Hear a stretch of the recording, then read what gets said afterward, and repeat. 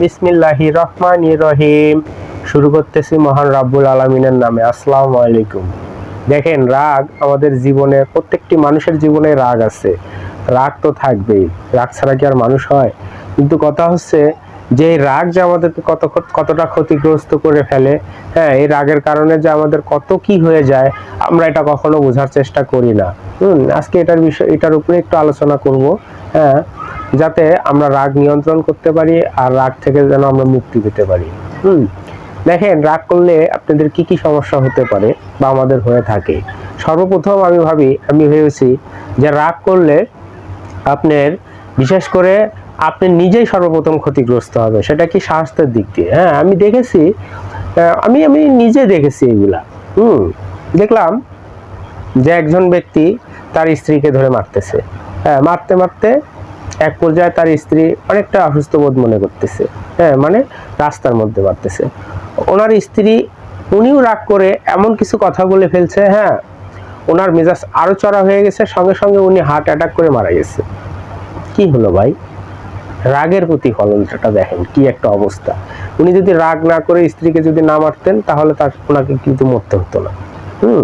তাহলে রাগ করলে আমি আরো দেখেছি, যাদের বেশিরভাগ রাগ বেশি, মানে যাদেরকে আমরা সমাজে বলে থাকি হট মেজাজি, হ্যাঁ, যে কোনো কথাই তারা রেগে যায়, এই ধরনের লোকগুলিকে আপনারা আজ থেকে মানে একটু চিহ্নিত করে রাখেন। হ্যাঁ, দেখবেন তাদের বয়স যদি 40, 45, 48, 50-এ যখন কোঠায় গিয়ে দাঁড়াবে, দেখবেন তাদের ব্রেন স্ট্রোক করবে, তারা হার্ট অ্যাটাক করবে বেশিরভাগ। আপনি এগুলো মিলায় দেখেন বা আপনার চারিপাশে সমাজে তাকায় দেখেন। হ্যাঁ, এই ধরনের লোকগুলি কিন্তু এই ধরনের সমস্যায় পড়তে হয় বা পড়েও গেছে অলরেডি অনেকে। সেই দিনে আমি গাড়িতে বাসে উঠতেছি, দেখি একটি লোককে খুব কষ্ট করে আরেকটি লোক উঠাই দিচ্ছে। আমি সঙ্গে সঙ্গে বলছি, হ্যাঁ, যে ওনার কি হয়েছিল। তো বলতেছে যে উনি এখন প্যারালাইজড অবস্থায়, ব্রেন স্ট্রোক করেছিল। তখন আমি বললাম যে ওনার কি সবসময় মেজাজ গরম থাকতো, মানে উনি কি সবসময় রাগী মানুষ ছিলেন? হ্যাঁ ভাই, আপনি কিভাবে বুঝলেন? পাশে একটি আশ্চর্য ব্যাপার, একটি মেয়ে বসা ছিল, হ্যাঁ, ও হাসতেছে। হ্যাঁ, তা আমি আবার বললাম যে আপনি আমার কথা শুনে হাসলেন। আসলে যাদের রাগ হয় তারা কিন্তু ব্রেন স্ট্রোক করার সম্ভাবনা বেশি থাকে, হার্ট অ্যাটাক করার সম্ভাবনাও বেশি থাকে। আমার পাশের সিটে এক লোক বসেছিল, সে আবার বলতেছে যে না, উনি যা বলেছেন ঠিকই বলেছেন। রাগ করলে এই ধরনের ক্ষতিগুলি হয়। উনি আবারও কয়েকটা হাদিসও এই সময় বললেন। দেখেন, রাগ করলে এই সমস্যাগুলি হয় বা হতে পারে। তো আপনাদের আমি বারবার অনুরোধ করে বলবো, আপনারা কখনো রাগবেন না। যে কোনো সমস্যায় পড়েন না কেন, সহজে রাগবেন না। রাগ কিন্তু খুবই খারাপ জিনিস। রাগ করে স্ত্রী মারবেন, আপনার স্ত্রী একটু অসুস্থ হয়ে যাবে, দেখবেন 2-3 দিন আপনাকে না খেয়ে থাকতে হবে। ঠিক আছে? কারণ আপনার রান্নাবান্না কে করে দিবে, আপনার খেজমত কে করবে? পাশাপাশি আপনার সন্তানকে আপনি রাগ করে মারবেন।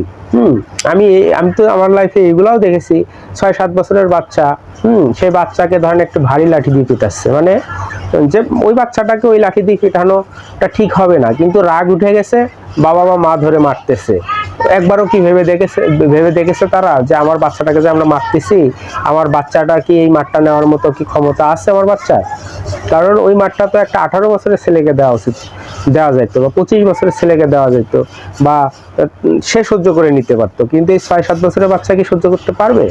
কিন্তু তারপরেও মারতেছে। কেন মারতেছে? ওই যে রাগ উঠে গেছে আর মারতেছে। হ্যাঁ, ছোট বাচ্চারা তো একটু দুষ্টমি করবেই, এটাই তো পৃথিবীর নিয়ম। কারণ আমিও তো ছোট ছিলাম, আপনিও তো ছোট ছিলেন, আমরা তো আসলে দুষ্টমি করেই বড় হয়েছি। হ্যাঁ, কারণ আল্লাহ পাক বাচ্চাদের তো কখনো পাপ লিখে না, কারণ আল্লাহ জানেন যে তারা নাদান, তারা অবুঝ, তারা বুঝে না। এই জন্য তাদেরকে কখনো মারতে নাই। যেখানে স্বয়ং আল্লাহ তাদের পাপ লেখে না, তাহলে আমি তার বিচার করার কে? এই কথাটা মনে রাখবেন, তাহলে আর কখনো বাচ্চাদেরকে মারতে মন চাবে না। যখন কিনা এইভাবে চিন্তা করবেন স্বয়ং আল্লাহ বাচ্চাদের পাপ লিখে না, তাহলে আমি সেখানে বিচার করার কে? এই কথাটুকু মনে রাখলেই যথেষ্ট। তাতে আপনি আরেকটা বিষয় আমি বারবার জোর দিয়ে বলতেছি, আপনারা কখনোই রাখবেন না। ওই যে বাচ্চাটাকে মারলেন, বাচ্চাটা যদি অসুস্থ হয়ে যায়, হ্যাঁ, তার চিকিৎসা কে করবে? প্রতিবেশী করবে? না, আপনাকেই করতে হবে। বা হঠাৎ করে বাচ্চাটার মার খেয়ে যদি কিছু একটা বড় ধরনেরই ক্ষতি হয়ে যায়, তখন কি হবে? আর এই যে বাচ্চাদের উপরে যে আপনারা সবসময় অত্যাচার করতেছেন বা এই ধরনের মারপিট করে থাকেন আপনার মেজাজ গরম জন্যে বা আপনার মেজাজ সর্বক্ষণ মানে যে কোনো কথায় রেগে যান জন্য এই কাজগুলি করে থাকেন, কিন্তু এই বাচ্চাটা কখনো সুস্থ জীবন লাভ করতে পারে না। সে ভদ্রও হবে না, ভালোভাবে বড় হবে না, আর বড় হয়ে সে কখনোই আপনাকে দেখতে পাবে না। কারণ ও বিকৃত মিজাজ নিয়ে বড় হবে। তাই এই লসগুলি আপনি কখনোই করবেন না। তাই আমি মনে করি কি আসলে আমাদের রাগাটা কখনোই ঠিক না, আর রাগ নিয়ন্ত্রণ করা উচিত। তাই আল্লাহ রাসূল বলেছেন যে যদি কখনো রাগ উঠে যায়, সঙ্গে সঙ্গে বসে পড়ো, তাহলে তোমার রাগ নিয়ন্ত্রণ হবে। তাতেও যদি না হয় তাহলে তুমি শুয়ে পড়ো, তাতেও যদি কাজ না হয় তুমি উজু করো। নিশ্চয় নিশ্চয় নিশ্চয় তোমার রাগ আর থাকতে পারে না। তাহলে আমাদের ইসলাম ধর্মটা দেখেন কত সুন্দর। একটু চিন্তা করেন, চিন্তা করলে উত্তরটা পাবেন যে ইসলামের প্রত্যেকটি কথাই কত সুন্দর। আল্লাহ রাসূল যে বললেন যে রাগ হলে বসে পড়ো, আমরা যদি কখনো রাগ হয় আর আমি যদি আল্লাহ রাসূলের কথাটা মনে করি, ওই হাদিসটা যে আল্লাহ রাসূল তো বলেছেন সঙ্গে সঙ্গে বসতে, তাহলে এই যে চিন্তাটা আপনি করছেন, রাগ উঠে গেছে সঙ্গে সঙ্গে আপনি এই চিন্তাটা করছেন, এই চিন্তা করা মানেই কিন্তু আপনার রাগ কমে গেল। কারণ রাগও উঠে গেছে আর আপনি বলতেছেন আল্লাহ রাসূল বলেছে, আল্লাহ রাসূলের কথা মনে করছেন, আল্লাহ রাসূলের নাম নিয়েছেন, সাথে সাথে মনে করতেছেন যে আল্লাহ রাসূল বসতে বলেছেন। আমি মনে করি আপনাকে আর শুতেও হবে না, উজু পর্যন্ত যেতে হবে না, উজু আর করতে হবে না। কেননা আপনার রাগ উঠে গেছে আর আপনি সঙ্গে সঙ্গে ভাবতেছেন যে আল্লাহ রাসূল বলেছেন যে একটু বসতে। তাহলে এই কথাটা মনে হওয়া মানে কি আপনার রাগ অলরেডি চলে গেছে, ঠিক আছে? কারণ রাগের মাঝে অন্য একটা জিনিস এসে ধরা দেওয়া, তাহলে ওই রাগ তো আপনার জীবন থেকে চলেই গেল। তো এটাই হচ্ছে ইসলামের সৌন্দর্য। ইসলামের প্রত্যেকটি কথাই সৌন্দর্য। দেখেন আল্লাহ রাসূলকে একজন খারাপ লোক একটা থাপ্পড় মারছিল, তো আরেকটা গা লাগিয়ে দিল, দিয়ে বললো যেখানে মারেন। তখন ওই লোকটা হতভম্ব হয়ে গেল। আল্লাহ রাসূলের পরিচয় যখন জানতে চাইলেন লোকটি, যখন আল্লাহ রাসূল তার পরিচয় দিলেন, সঙ্গে সঙ্গে উনি আল্লাহ রাসূলের পরিচয় পেয়ে সাথে সাথে ইসলাম ধর্মকে গ্রহণ করে নিলেন। তার মানে এখানে কি শিক্ষাটা ছিল কি, যদি আল্লাহ রাসূল রাগ করতেন তাহলে কি হতেন? কখনোই হতেন না। আল্লাহ রাসূল আমাদেরকে কি শিখাইলো? যে রাগ কখনোই আপনাকে ভালো কিছু দিতে পারে না, খারাপ কিছু ছাড়া। তাই আমাদের রাগ কখনো করা ঠিক না, করা উচিতও না। আর কেনই বা আমরা রাগ করবো? আমি তো একটু আগেই বললাম যে রাগ করলে সর্বপ্রথম ক্ষতি যেটা হবে সেটা আপনার শারীরিক অবস্থার ক্ষতি হবে, মানে আপনি নিজের ক্ষতি নিজে করতেছেন। ওই যে বললাম অ্যাটাক হওয়ার সম্ভাবনা আছে, আজকে না হলেও কয়দিন পরে তো হবেই নিশ্চিত। আপনি কলম দিয়ে লিখে রাখেন। রাগ করলে আপনার হার্ট অ্যাটাক হওয়ার আছে, লক্ষণ আছে, হতে পারে, এবং পাশাপাশি আপনি ব্রেন স্ট্রোক করতে পারে, ঠিক আছে?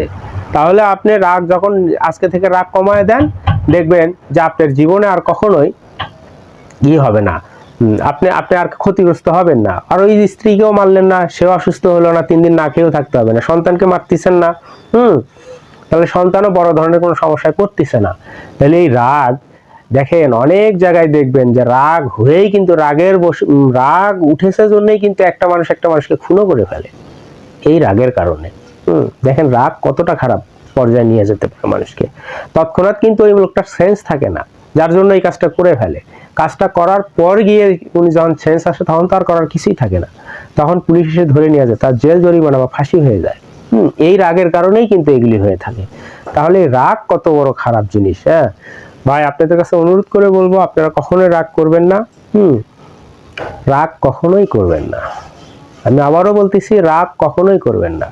রাগ করবেন আপনি মানুষ হিসেবে মানুষের কাছে ভালো পরিচিত লাভ করতে পারবেন না। মানুষ সবসময় বলে বেড়াবে শালা কুত্তা, ও জানোয়ার, এত মেজাজ গরম, বাপ মার সঙ্গেও শিক্ষিত কথা বলতে পারে না।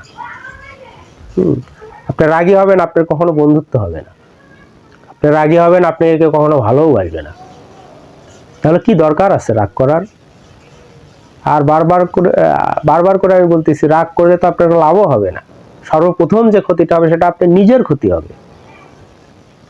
কারণ ওই যে বললাম, অ্যাটাক করে মারা যাবে, ব্রেন স্ট্রোক হবে।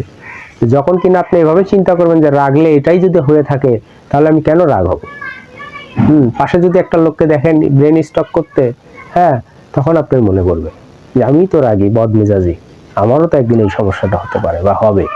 তো অতএব আমি আজ থেকে আর রাগ করব না।